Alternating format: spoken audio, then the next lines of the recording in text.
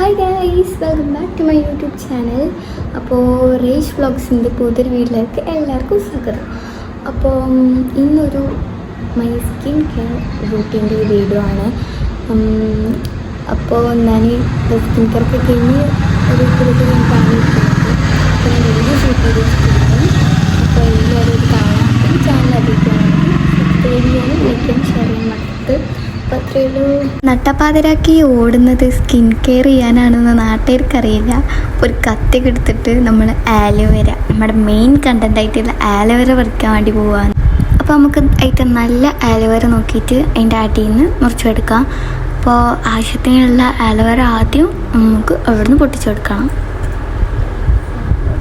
അപ്പോൾ ഞാൻ ഇവിടെ എടുത്തിട്ടുള്ളൊരു 4 ആലോവേരൻ്റെ കൊമ്പാണ്.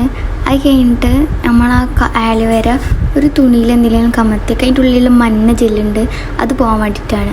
അതിന് ശേഷം നമ്മൾ മോള് പോയിട്ട് ലൈറ്റൊക്കെ ഓണാക്കി നമ്മുടെ സെക്കൻഡ് കണ്ടൻറ്റ് വിറ്റാമിൻ സിൻ്റെ ടാബ്ലറ്റാണ് എടുക്കാൻ വേണ്ടി പോകുന്നത്. അപ്പോൾ ഇതൊരു ഓറഞ്ച് ഫ്ലേവറാണ്. എന്നിട്ട് നമ്മൾ ഒരു പാത്രത്തിലേക്ക് നമ്മുടെ വിറ്റാമിൻ സിൻ്റെ ടാബ്ലറ്റ് പൊട്ടിച്ചെടുക്കാം. അതിൻ്റെ കളർ കണ്ടാത്തറിയാം അത് ഓറഞ്ച് ഫ്ലേവറാണ് എന്ന്.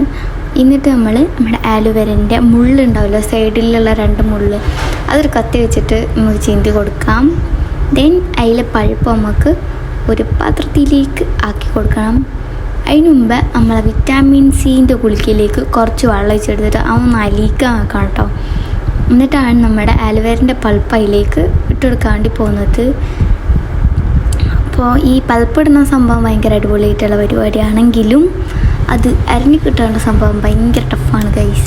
അപ്പോൾ നമ്മൾ ഇത് ഒന്ന് അരച്ചെടുക്കാൻ പെട്ടപ്പാട്, ഇത് രണ്ടും പാടെ മിക്സാക്കാൻ പെട്ടപ്പാട് സീനാണ്.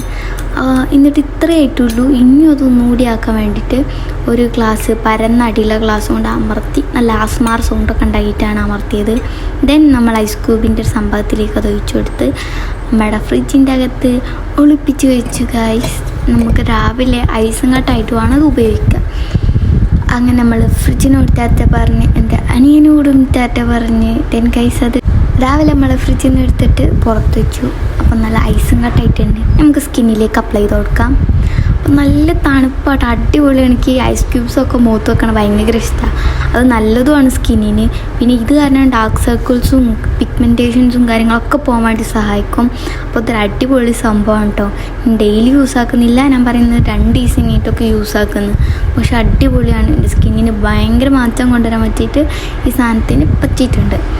അപ്പോൾ എല്ലാവരും ഒന്ന് ട്രൈ ചെയ്ത് നോക്കാം. അപ്പം നന്നായിട്ട് തേച്ച് പിടിക്കാം. ഞാൻ ഇവിടെ 2 ഐസ് ക്യൂബുകളാണ് ഉപയോഗിച്ചിട്ടുള്ളത്. അങ്ങനെ നമുക്കത് കുളിച്ചിട്ട് വന്നിട്ട് നോക്കാം. അപ്പം നമ്മൾ കുളി കഴിഞ്ഞിട്ടുണ്ട്. അപ്പോൾ ഭയങ്കര റിഫ്രഷ്മെൻ്റ് ആട്ടോ അതൊന്ന് ഫേസിൽ നിന്ന് കളഞ്ഞാൽ തന്നെ. അപ്പോൾ ഒരു അടിപൊളി സ്കിൻ കെയർ ടിപ്പാണിത്. അപ്പോൾ എല്ലാവരും സ്കിൻ കെയറിൻ്റെ വീഡിയോ കൊണ്ട് ചേർക്കുന്നു.